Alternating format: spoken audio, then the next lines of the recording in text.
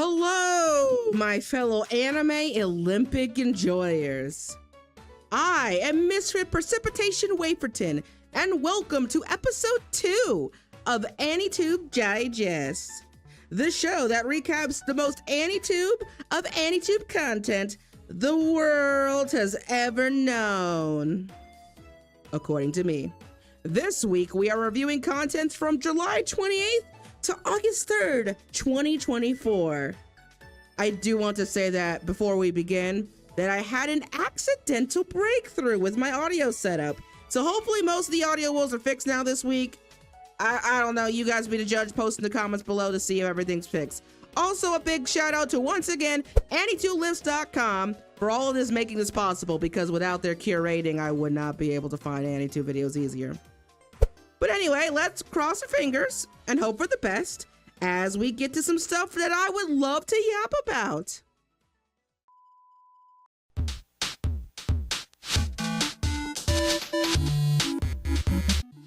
For the first video in my praise bucket, I wanted to finally talk about a My Dear Friend Nokotan video, because man, there's been so many. So many. Lately, I've been a binge watcher for anime due to my lack of time, so I haven't fully gotten around to catching up with this anime yet, despite obvious expectations. And while I understand that seasonal anime videos come plenty through the months, there's just so many videos about this particular series that it overwhelms me. With good reason, mind you. It has taken over Twitter, and the anime doesn't follow a strict plot. Therefore, it's easy to jump in, meme about, and talk about with your buds. So when I did come across SquabbleHeads' My Dear Friend Nokotan is Unhinged video, at first I thought it was just that. Another video about how zany the show was. But then I listened to it really carefully. The more the video went on, the clearer it became that this reaction of the first few episodes weren't merely recap, but taking the piss out of the commentary at large, and I am all here for it, baby! My Dear Friend Nokotan was already absurd in nature, so commentary that complimented the gags was a smart choice. I loved Spence and Steve's random thoughts that popped up for what was a nice bite-sized 6 minutes of fun. Perfect for the vibes they were going for, and a good break video from all of the heavier analysis.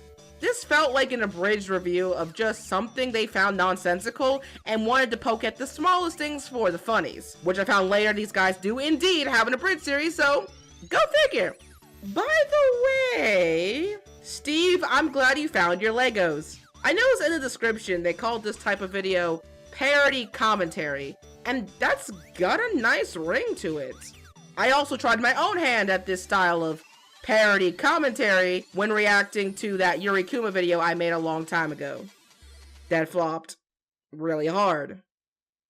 Paid like over $200 for that, mind you. But the point is, SquabbleHeads video is my type of jam, and I hope they do more of these. I hope more people do parody commentary in general. Abridgers don't have to have all the fun, people.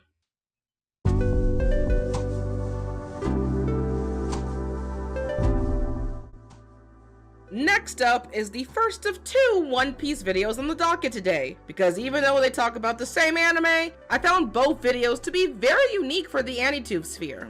MelonTee's How One Piece Portrays Love is a video unique in my eyes for the One Piece sphere because it showcased the anime's fantastical, non-traditional conveys of love. That love in itself can be more than just romantic or familiar, which those types of love are indeed in One Piece, but MelonTeee explores so much more of that concept that I found this video to be brilliant in its dissection. But going back to the beginning, I love this video's intro. It's cute, energetic, and is she wearing a Don Flamingo fit? That took me only to the script writing phase to notice now. Anyway, I was gonna say pink. This video is very poppy pink, and as for the fit while on camera, love it! I want to say energetic and heartwarming are cool descriptors to put to this video, as each section was commentated with so much passion, I could feel it in my arteries. Melon does a great job of making me care and understand how each example of love in One Piece matters, and overall how much the franchise relies on it. My favorite section, surprisingly, was where she talks about the series' use of aggressive affection and how Oda likes to show the imperfect, messy, yet prominent love the Straw Hats have for each other and their loved ones. It made me think about how, in hindsight, the Straw Hats' affection for one another reminds me of the dysfunctional family trend many adult cartoons have over here in the West. But unlike most of those shows who I found lost that familiar love along the way, One Piece kept it in strides. Heck, Bob's Burgers had difficulties in its inception because executives thought the family loving each other would hurt the show. I think MelonTeee wonderfully pointed out the cleverness of aggressive love. On the outset, it looks like wacky shonen shenanigans anybody of any age is accessible to, but under all that smacking lies a cast of characters who really, truly care for one another. It's a beautiful video from a beautiful person. Also, fuck yeah, Skypiea is great! That arc was a fond memory for me because it was one of the last times I watched Toonami live on TV before I switched to watching anime online. Not to mention beginning my off and on relationship with the manga, but that's a story for another day.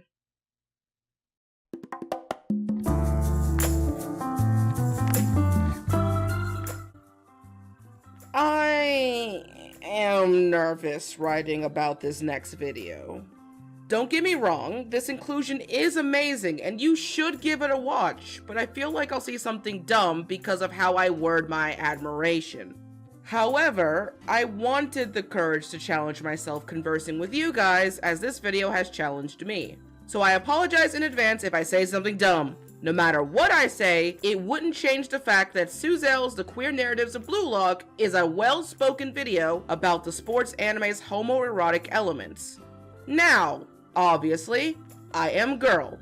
I identify as girl, and I'm a bisexual one at that, so I appreciated the co-written perspective each creator brings to the table. Suzels, I'm sorry if I messed that up, from what I could understand, focused on the beat-for-beat examples of Blue Lock's queer narratives, while Rayleigh 913 focused on the macro implications the manga's themes recolor about the world at large. I found the second selection point pretty compelling, as each relationship in Blue Lock was forced to evolve against their various challenges, ultimately leading up to the lesson on two people being strong individually to enhance the bonds they have when together.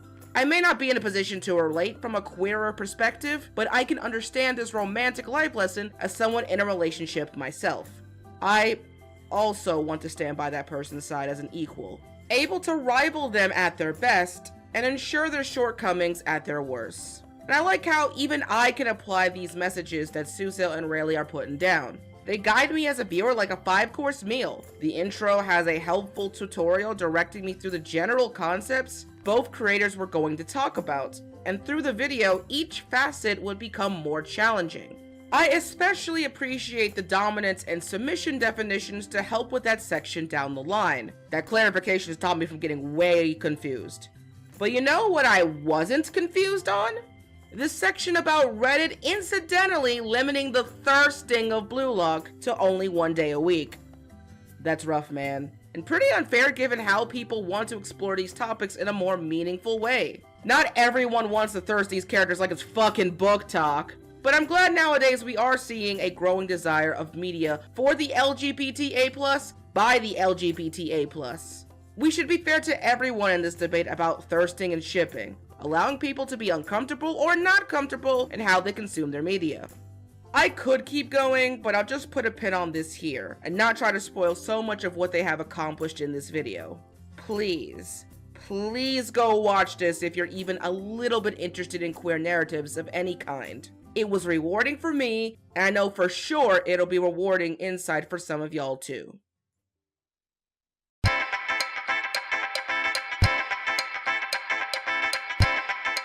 God, this video felt nostalgic. Greenline's Why I Don't Like Sakura is a good old-fashioned opinionated romp about a character whose hate is as infamous as is meme-worthy. Watching Greenline's take brought me back to those days at the lunch table arguing over who was best Naruto girl. I was in the Hinata camp, and some of my other friends were siding with Tamari or Ino for the umpteenth time. Sorry, 1010 fans. And sure, you even had your Sakura fans at the table, who over time crept into silence the more the hate train piled on. A part of me felt pity, and a part of me didn't, because I was a spiteful little girl in my middle school days. But let's not kid ourselves and ask the elephant in the room. Did I only pick this video because I too do not like this woman? No, but wouldn't it be funnier if I said yes and people in the comments said otherwise? No, no, no. Surprisingly, Greenline's take on the Sakura hate train was also nostalgic because it crosses that line of being informative enough towards her flawed character writing without sounding like they only hated on her because it was the cool thing to do. Back then, and even now, when a character like Sakura comes around who is guarded with so much malice, you tend to see a backlash to the backlash. There are those who do generally like Sakura for who she was and will ultimately become, while I personally believe that some only defend her because of the over-hate and nothing else. Ergo, what I'm basically saying is this is a great video to leave comments on, which is a big boon towards this type of content. Of course, I would be lying if I said this video didn't resonate with me because it makes points I agree with. I also do not like Sakura's character for her lack of significant and consistent impact, and more importantly, her tunnel vision towards Sasuke. I found the Cardcaptor Sakura comparison unexpected, but a clever inclusion since it makes so much narrative sense for the point they were making. Had Sakura been given a choice to move on from Sasuke, maybe her character would have gone in better directions than the conclusion that led to her character in Boruto. Okay, time to be that guy.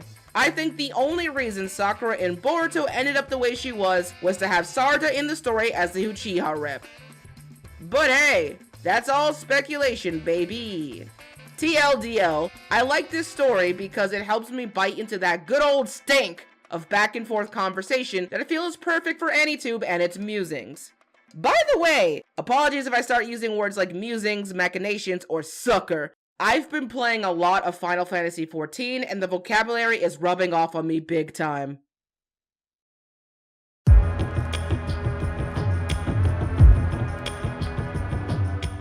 Let it be known that I have an up and down relationship with videos about mangaka or cultural trends. Sometimes I'm in the mood and I adore them, while other times I feel like I'm punching way above my weight class. Now, I understand that's a me thing, but if I'm going to be entranced with a video of this nature, it's gotta be something that hits all my checkboxes.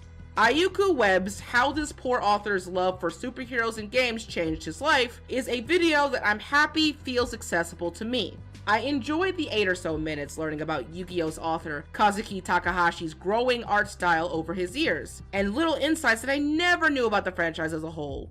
I had no idea the card gaming phenomena wasn't originally planned into the series until feedback from fans made their reception known. I mean, I knew about Yu-Gi-Oh! Season 0 vaguely, and how Yu-Gi would unalive bad people thanks to some people I knew in the past who loved being those hipster kids, too cool to like the mainstream stuff, and sharing only their obscure, edgier knowledge to the masses. But I thought he always used card games to take on these fights. But no, sometimes he just punished bad guys, no cap. Different time, different vibe. I also didn't know that Edward Scissorhands was a major inspiration for Yugi's fit. Knowing the correlations and his love for Western things, I always thought this was a Tim Burton inspiration for some reason. But the more you know. Either way, I enjoyed that I could follow along with this video with relative ease and without feeling bored. Maybe it was because of Web's Vaporwave summoning salt-like background music, adding some style to the video that complemented their use of retro Japanese media. It helps my mind cruise through information easily when watching more analytical content. Really grips me in the vibe of it all. That and his voice is a gem to listen to. So I've given it an okay on the Misfit Gucci meter. Other than that, I think a lot of people will appreciate a video about a man who left this world a hero, both literally and figuratively, doing what he loved. Amazing video, AyakuWeb.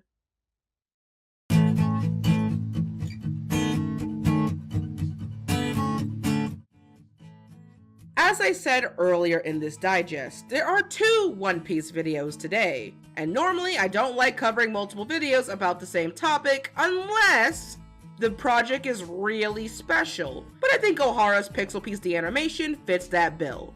As the title implies, this is an animated retelling of One Piece with a cute and charming pixel art style. First of all, a moment of silence for the creator's wallets, because damn, the money it took to get this together must have been crazy.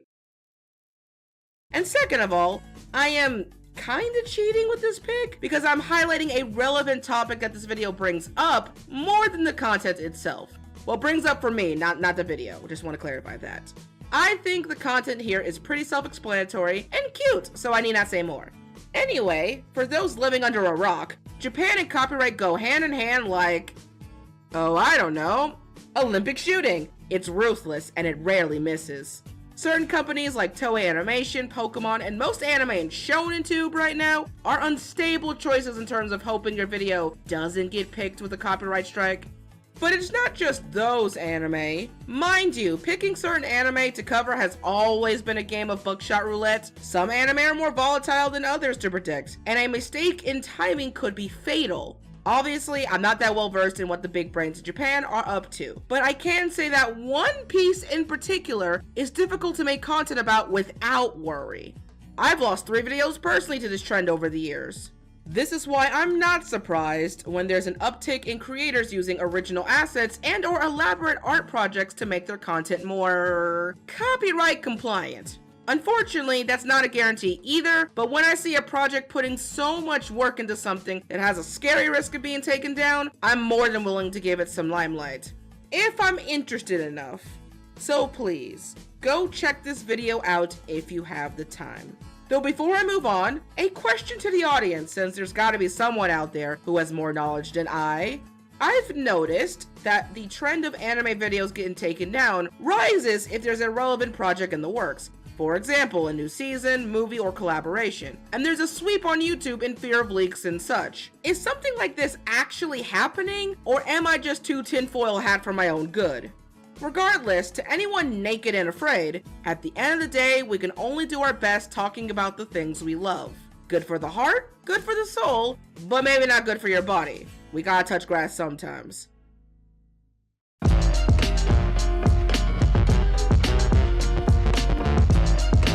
Sometimes when videos are posted in the latter part of the week, I tend to be more picky due to already having a large list of possible bangers. However, this is also why when something does catch my eye, like Bhan's The One-Page Manga Masterpiece video, I feel compelled to talk about it.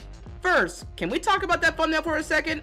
It's simply gorgeous. The vibrancy of the bright yellow-orange background complements the manga character in front really well. It's a simple yet effective thumbnail that pairs well with the mystique the title provides. A perfect eye catcher for someone like me trying to click through the bottomless realm of Anitube content. But as for the actual video, it explains the wonderful world of one-shots. Single-story manga made by mangaka of varying experiences, all trying to either get noticed for an eventual series, or expand their creativity without barriers getting in the way. One part analysis of this practice's impact, and one part recommendation video to a bunch of one-shots I've never heard of. I was impressed with Bhan's structured explanation of the topic. They had an informative yet excited tone where one would really believe the creator wanted to tell people about the stuff they've been reading. Plus, I was already interested in the topic due to my remembrance of old one-shots between the big boy manga and my issues of Shonen Jump in middle school. All that was left was for the video's title neatly pulling me in. My favorite part of the video was learning the difference between prototypes and original one-shots, because while it's obvious every story starts somewhere, I thought stories we knew today began mostly in contest, and then fleshed out over time, and now I'm interested in checking out some of the offerings this video provides. Particularly the surface area one-shot that was recommended for its simple but realistic dialogue. Another point of note is the editing style on display here, using mostly animated manga visuals, which I thought were pretty neat. Plus, he actually showed a site where people can do that easily, so that's nice of you, Bhan. Though, I gotta be honest, as I feel quite hesitant when I see a subscription service with a coin system. And if you're an avid manga reader, you should understand why. All in all, I think this was a nice video about one-shot manga. A fun, informative romp with a lot of pizzazz, and a good amount of graphs for all you graphophiles out there. Woo! Go graphs! Wait, this kinda has nothing to do with anything, but in the comments of Bhan's video, one comment reads, "Bro is not pregnant, but he always delivers." That's so much more funny than it really should be, and I don't know why.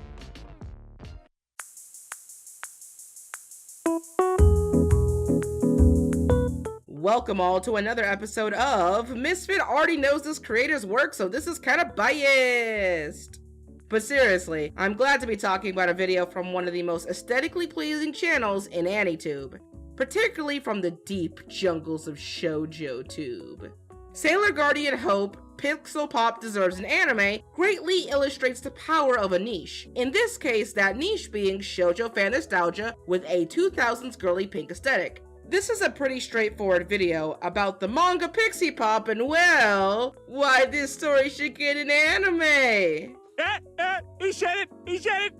All jokes aside, the way Hope talks about the media in her videos is my favorite part about all of her content. As I've said before, I love when a creator makes their dialogue sound like a conversation you could have at a club or cafe while eating some lunch, which I always tend to do when watching her content. That or playing Pal World or crocheting. It just depends on my mood. In this Pixel Pop video, I love how she always points out the weird things that go on in the plot. Like a fox marriage at the end of a school festival? That's wacky, even for shoujo anime at the time. Hope's commentary overall is bright and cheerful. It fits perfectly for her channel's quote-unquote brand. In fact, most things talked about on this channel are going to be nostalgic to someone who likes all things typical girl, and or who grew up in the 2000s or earlier.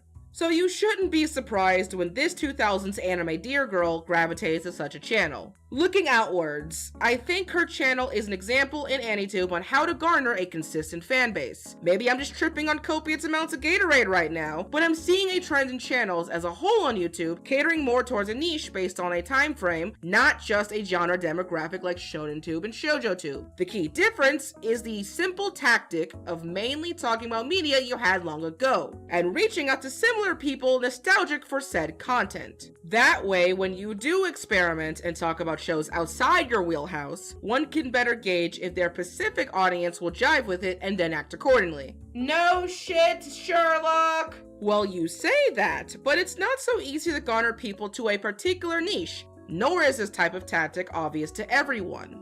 Hope's entire branding smacks me with such obvious direction that I don't have to think about it. That's the beauty of it. You take one look at her channel and a viewer can instantly be hooked if her stuff radiates to them, and that viewer could stay longer, which is ultimately crucial for Anitubers right now. Particularly, she's one of my favorite people on the platform in general, and I will not hide my hypeness for her stuff. So if you are a big fan of girly girl content, check her out. At the very least, watch her Kitchen Princess video, cause that shit is nuts. On a side note, check out how cool her room looks. I'm totally not jealous of her collection or anything, and wish I could have that much swag in my arsenal. Totally. Wow, those were some amazing pics. Misfit of the semi-past here, and we sure talked a mouthful so far. But I also would like to highlight videos I thought were neat, but didn't have much to say about them. You know what time it is. The Sizzle Reel.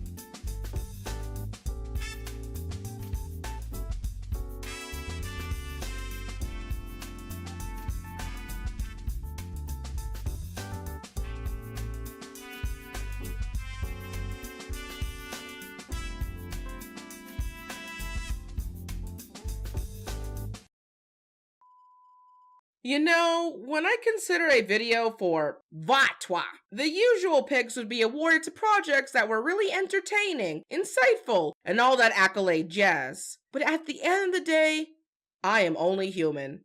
And humans struggle. Therefore, I wanted to give a spot here to something that reflects my struggle in asking, why would you do this to yourself?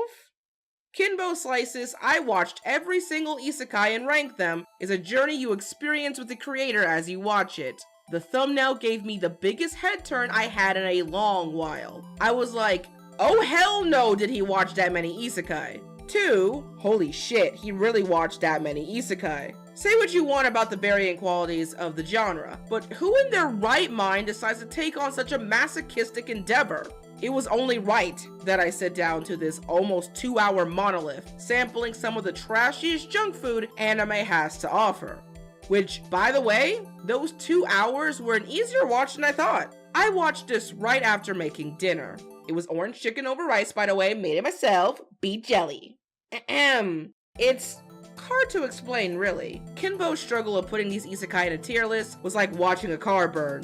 One would be wise to call for help, but you can't stop yourself at admiring the machination of his own doing. And obviously going over their video in a comprehensive recap wouldn't do it justice. Oh no, my friends. Suffrage is the theme of this picking, and suffrage you will get in the form of out-of-context quotes I said during my ride and die watching this.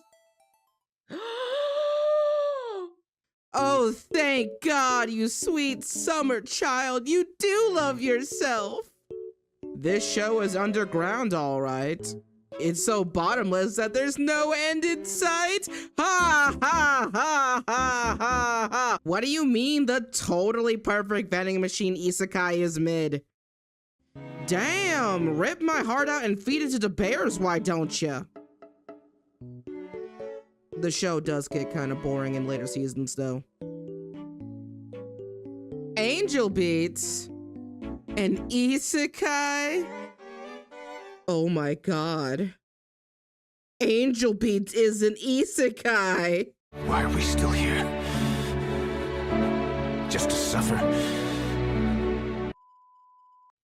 You get my point. You don't just watch this video.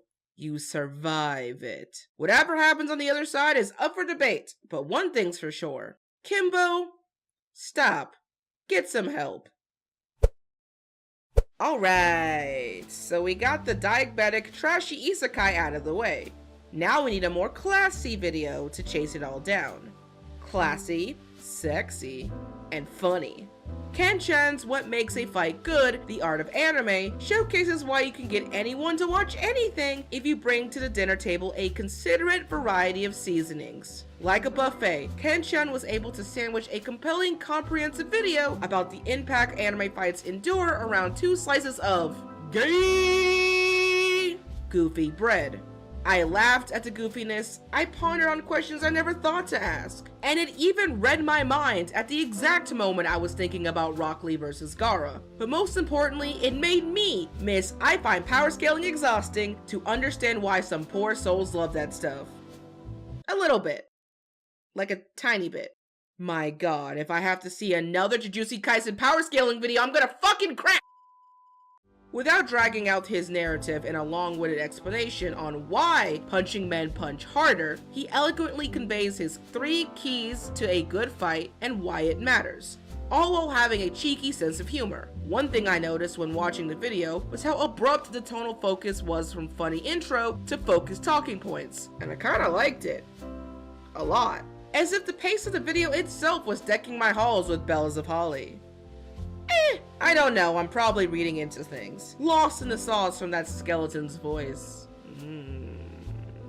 Man could probably convince me the sun was racist, and I wouldn't bat an eye. Point being, this video about fights is perfect for people who give no cares towards those fights. And if you have the time, I highly recommend this. It simply blew me away. Even if it was a little gay.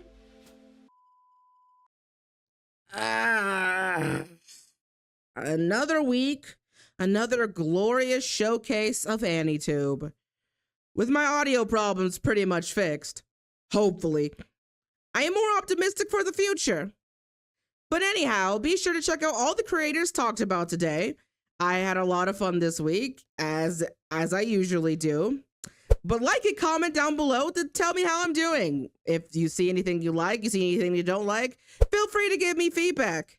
Please, do not go to the special door on level 3.